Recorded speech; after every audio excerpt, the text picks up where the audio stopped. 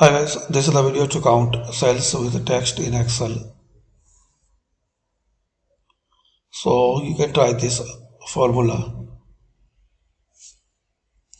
equal then count if.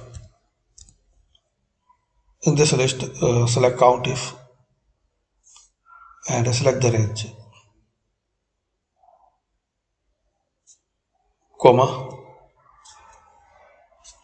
double quotation mark, then yes, press enter.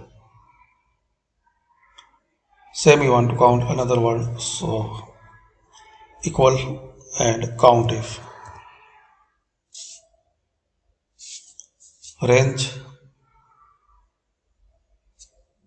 and comma. This time we will select the no, press enter. So this is the answer guys to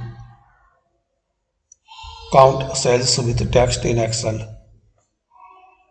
Thanks for watching.